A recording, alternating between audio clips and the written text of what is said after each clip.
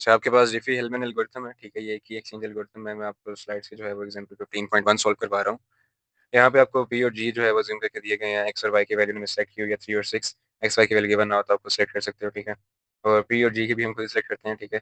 बस हम ये ख्याल रखते हैं कि जी जो है वो प्रिमिटिव रूट हो इसका पी का। अब यहाँ पे जो है वो मैंने सारी वैल्यूज़ यहाँ पे लिख दी हैं। इससे पहले ये समझना ज़रूरी है कि एक्चुअल में जो आपके पास डिफ़ी एल्गोरिथम है, डिफ़ी-हेलमैन एल्गोरिथम, उसका मेन पर्पस क्या है। अभी शुरू में देखा जाए तो आपके पास 2 पर्सन है, एक पर्सन ए और पर्सन बी है। ये साइफर टेक्स्ट जब एक्सचेंज करते थे ना, तो इसके साथ जो है वो की भी एक्सचेंज होती थी, जिसकी मदद से जो है वो साइफर टेक्स्ट को हम डिक्रिप्ट करते हैं अपने प्लेन टेक्स्ट में। अब अटैकर्स जो हैं, अटैकर्स क्या करते हैं, वो इस की को एक्सेस कर लेते हैं और इस की को एक्सेस करने के बाद आपके पास ऑब्वियसली अगर आपके पास की आ गई तो आप सिंपली साइफर टेक्स्ट को प्लेन टेक्स्ट में जो है वो कन्वर्ट कर सकते हो। तो आपके पास डिफ़ी-हेलमैन ने क्या कहा कि आप क्या करो, इंस्टेड ऑफ सेंडिंग की, आप जो है वो एक मैथमेटिकल फंक्शन सेंड करो या एक मैथमेटिकल वैल्यू सेंड करो, जिसकी मदद से आप एक फ़ॉर्मूला में एक वैल्यू पुट करो, एक की कैलकुलेट हो, ठीक है? और देन जाके जो है वो दोनों पर्सन्स को जो है वो की मिले। अब ये वर्क कैसे करता है? जो आपके पास पर्सन ए है ना, वो एक वैल्यू सेलेक्ट कर लेगा एक्स, और जो आपके पास पर्सन बी है, वो एक वैल्यू सेलेक्ट कर लेगा वाई। हमारे केस में एक्स 3 है और वाई जो है वो 6 है। Now with the help of X A calculate करेगा R1 को and with the help of Y B calculate करेगा R2 को। होगा क्या?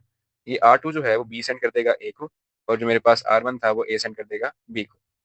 Now with the help of R1 ये जो बी है ये कैलकुलेट करेगा किसे? के यानी की को। और जो आपके पास बी है वो with the help of R2 calculate करेगा किसे?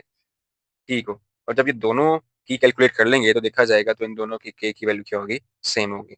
ये था आपके पास डिफी-हेलमैन।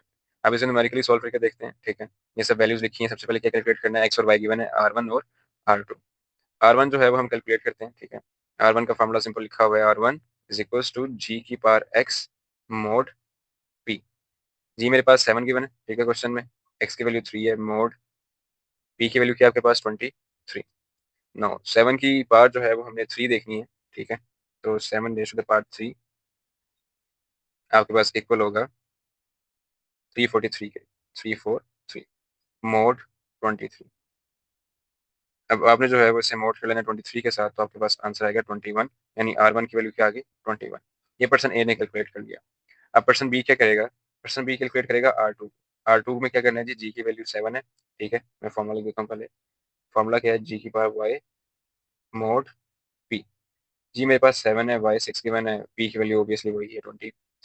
अब 7 की पावर 6 जब आप लिखोगे ना तो एक बहुत बड़ा नंबर आएगा, ठीक है। अगर मैं यहाँ पे आपको 7 की पावर 6 बताऊँ तो वो इक्वल होता है 117,649। इसको मैं मोड करूंगा 23 के साथ। अब जब मैं इसे मोड करूंगा 23 के साथ 117,649 मोड 23 तो मुझे मिलेगा 4, यानी R2 की वैल्यू क्या आएगी 4। अब यहाँ तो आप डेट कर दो अगर आपको इजी लगता है, ठीक है। अगर आपको इजी नहीं लगता तो मैं नेक्स्ट में ना अभी आपको बताता हूँ कि कैसे दूसरे मेथड से करना है जो हमने RSS से यूज किया था। अभी R2 जो है वो भेज दिया जाएगा पर्सन 1 को और R1 जो है वो भेज दिया जाएगा पर्सन 2 को।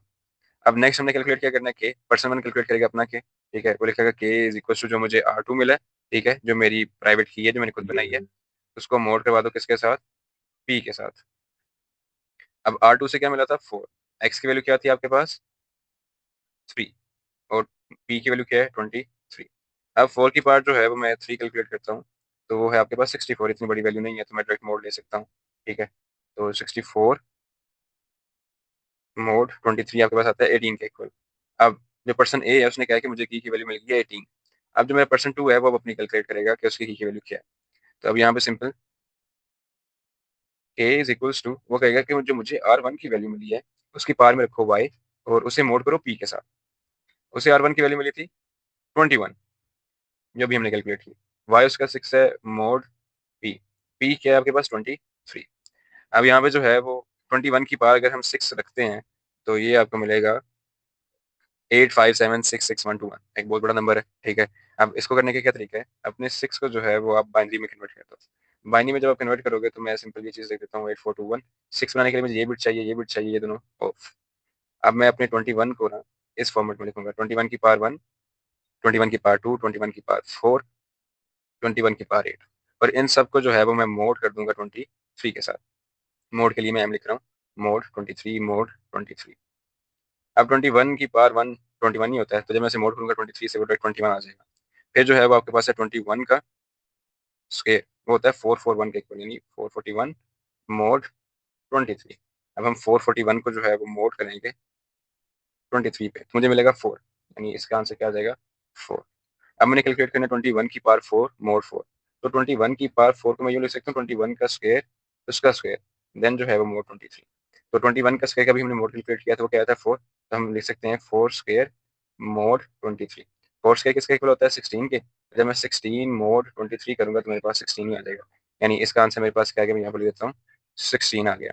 अब जो है वो 21 की पावर है 8। तो हम 21 की पावर 8 को यूँ लिख सकते हैं यानी 4 टू द दोबारा क्या हो जाएगा आपके पास 8। तो अभी मैंने इसका 21 की पावर 4 का मोड कैलकुलेट किया वो क्या आया था 16। तो इसको मैं लिखूंगा 16 का स्क्वायर मोड 23। तो हम 16 का स्क्वायर देख लेते हैं। 16 का स्क्वायर जो है वो